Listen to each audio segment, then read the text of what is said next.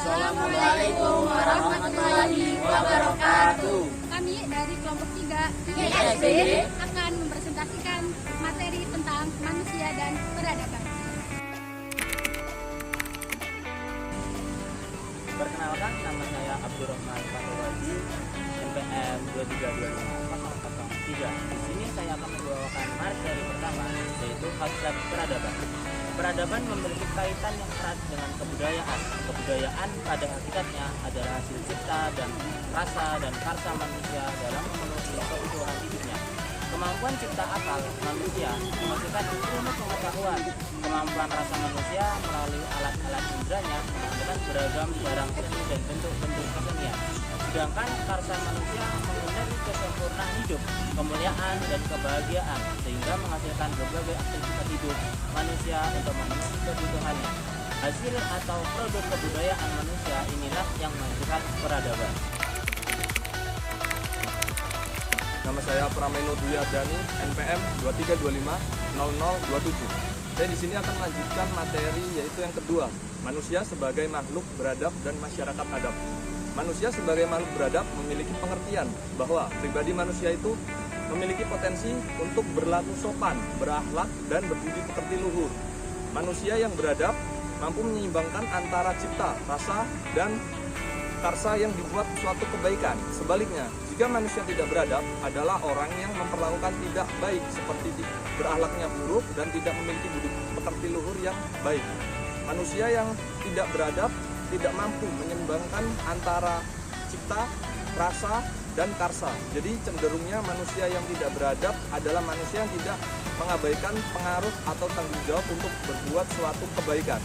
Jadi masyarakat mengikuti keinginan, tulis, dan diri manusia sebagai makhluk beradab. Adab tidak akan mungkin menciptakan didukung keinginan manusia beradab. Jadi membentuk demikian juga masyarakat tidak akan mungkin ada jika manusia yang tidak beradab. Kenalkan, nama saya Indah Fajar Kurnia dengan NPM 23250033. Saya akan melanjutkan materi yang ketiga, evaluasi budaya dan wujud peradaban dalam kehidupan sosial budaya. Kebudayaan itu telah mengalami proses perkembangan secara bertahap dan berkesinambungan yang kita konsepkan sebagai evaluasi kebudayaan. Evaluasi kebudayaan ini berlangsung sesuai dengan perkembangan budidaya atau akal pikir manusia dalam menghadapi tantangan hidup dari waktu ke waktu.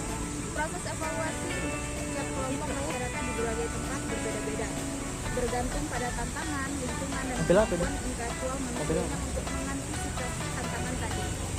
Dari kehidupan yang hanya bertumpu pada pemuasan kebutuhan perut, manusia berpindah kepada kehidupan yang berkeperluannya muncul dalam bentuk impian dan visi serta kesadaran hidup.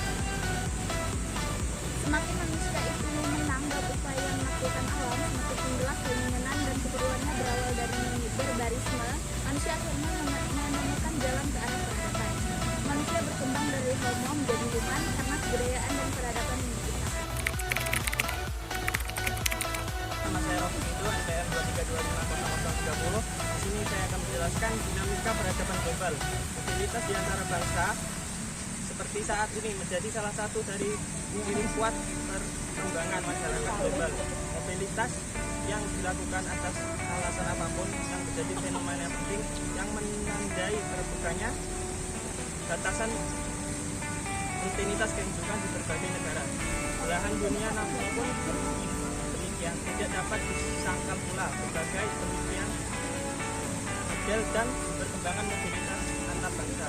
Model dan berkembang mobilitas antar bangsa tidak lagi mengenal adanya batasan spesial. Teritorial kedaulatan suatu bangsa, ruang maupun bangsa, berbagai pergerakan manusia yang berlangsungan dapat dikatakan bergerak di luar kendali ruang dan waktu. Saya Indah Putri Andini, NPM 23250043. Di sini saya akan menjelaskan tentang ayat Al-Quran yang berkaitan dengan manusia dan peradaban. Yang pertama saya akan menjelaskan Quran surat Al-Baqarah ayat 30. Manusia diciptakan ke muka bumi karena telah diberi mandat oleh Allah untuk menjadi pemimpin di muka bumi. Di dalam Quran surat Al-Baqarah ayat 30 Allah berfirman, A'udzubillahi minasyaitonir rajim, Bismillahirrahmanirrahim.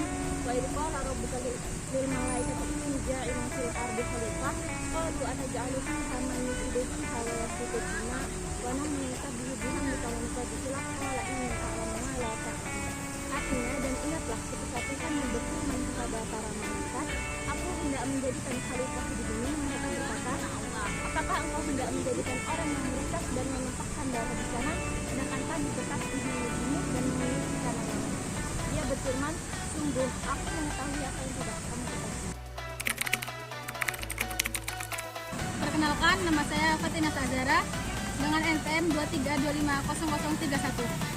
Di sini saya akan membacakan ayat kedua yang berkaitan dengan manusia dan peradaban dalam Quran surat Al-Baqarah ayat 191 tentang fitnah lebih kejam daripada pembunuhan.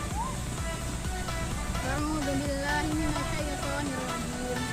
Bismillahirrahmanirrahim.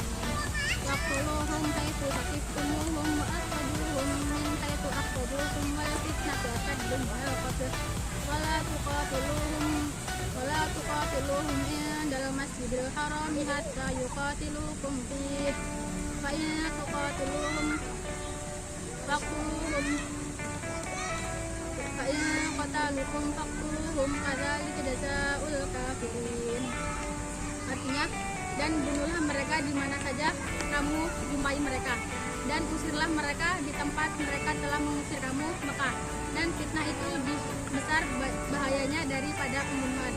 Dan janganlah kamu memerangi mereka di Masjidil Haram, kecuali mereka memerangi kamu di tempat jika mereka memerangi kamu di tempat itu.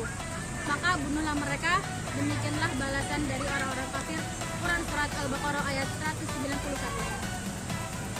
Adapun hubungan ayat ini dengan manusia dan peradaban ialah bahwa ayat ini memberikan pedoman dalam situasi di mana seseorang atau komunitas menghadapi penindasan atau ancaman serius terhadap keamanan mereka. Hal ini memberikan landasan bagi keadilan dan membela hak asasi manusia dalam konteks kekerasan atau konflik. Mungkin cukup sekian materi presentasi kita dari kelompok 3 ISDD. Kurang dan lebihnya kami mohon maaf. Kami akhiri. Wassalamualaikum warahmatullahi wabarakatuh.